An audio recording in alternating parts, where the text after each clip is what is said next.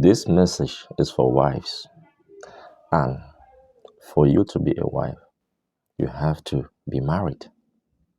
And as a wife, you are a treasure to your husband. You are a gift to your husband, to your children. Therefore, I want you to pay attention to this message.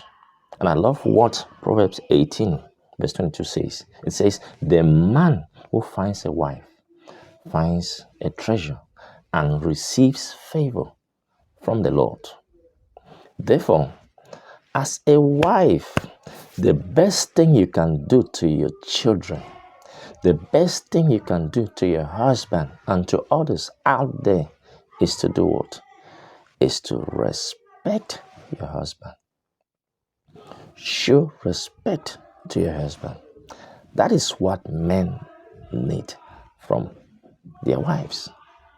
So, respect your husband so that he will respect you and love your children. God bless you.